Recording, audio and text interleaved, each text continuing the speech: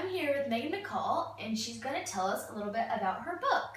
So, do you mind telling us the title of your book? The title of my book is The Phantom of Pine Hill from the Nancy Drew series by Carolyn Keene. Okay, so do you mind describing some of your characters? Well, yes. Some of the characters that are in my book are Nancy, of course, and the book describes her as polite and pretty, but she's so much more. She loves to solve mysteries, she's brave, independent, and she's just really, really great. And then there's George, and I know when you hear George, you think boy, but in this case, George is a girl's name. And she's definitely a tomboy, though, and not a girly girl. But she, like Nancy, is also very brave, and she loves solving mysteries with Nancy. Then there's Bess.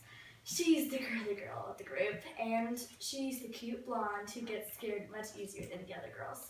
And she's not a fan of chasing criminals, but she likes hanging out with Nancy and George, so that's why she fits in the group.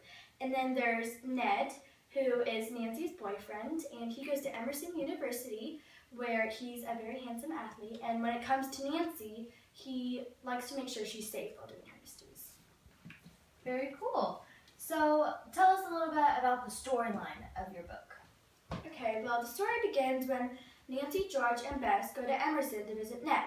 And as fate would have it, they find themselves staying in a nice, wealthy man's home. And he happens to have a mysterious situation there. And the man's name is John Warwick, and he claims someone is breaking into his library and stealing his money. So he keeps the entrance to his library locked with a padlock, and the person still seems to be getting in. And the only people who have the key to it is his housekeeper, Mrs. Holman, and himself. And Mrs. Holman thought that it was a phantom going through the walls. Nancy thought whoever it was probably after a little more than cash, so she thought it was time to investigate a little more. Mr. Warwick told Nancy there has always been rumors of lost treasure that belonged to his ancestors. So, long ago, a ship called the Lucy Belle was carrying to his ancestors in Emerson. The gifts were presents from France, where his ancestors was going to marry a French noblewoman. So, the wedding gifts were being delivered from there.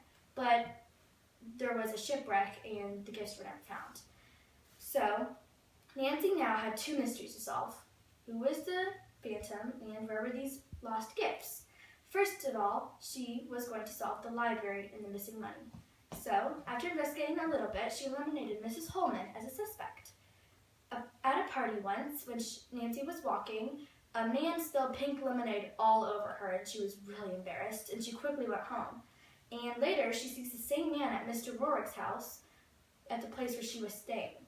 He's a very suspicious character, and when she went to his house to find out more information on him, she saw his father walking towards her, and when he noticed her, he quickly turned away and walked. And that was very suspicious, so now he and his father were her main suspects. Fred Jenkins was his name.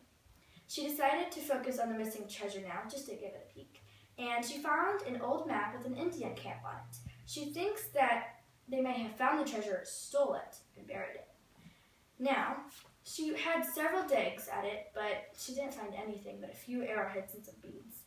Nancy and Ned went scuba diving at the wreckage of the ship, but found nothing again. She was so frustrated, and she returned to the library mystery again. Her lucky break was finding a secret passageway near the fireplace, and now she set a trap to catch Fred in the act. She let Fred overhear her saying that they would all be gone the next day. Instead, Nancy, George, and Bess hid behind a couch then. Fred's father came in through the secret passage, and Nancy jumped out from behind the couch. After a struggle, it was Bess who knocked him out, and the police came, and Mystery 1 was solved. Mr. Jenkins and Fred were the phantoms. Nancy decided it was time to look for the treasure again, because she still hadn't solved that mystery.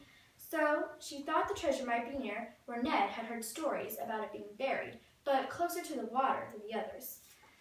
She would do one more dig, and she found it. 2 chests.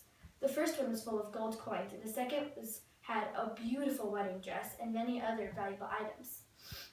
Nancy had solved both mysteries. It was a really great day for her. So what were your favorite parts of the book? My favorite part of the book was when Nancy caught Fred's father in the library. When Fred's father came in, Nancy jumped out, being so brave. And then Fred's father used a knockout spray on her. And then when George came out to knock him out, he used the knockout spray on her. And then he thought all the girls were gone. So when he tried to leave, Bess, being so afraid as she is, took a book, threw it at his head, and knocked him out. I thought that was kind of funny. In the end, Nancy caught the criminal and found the treasure. And it's pretty great. I love the ending. Well, thank you so much for joining us, and thank you for watching.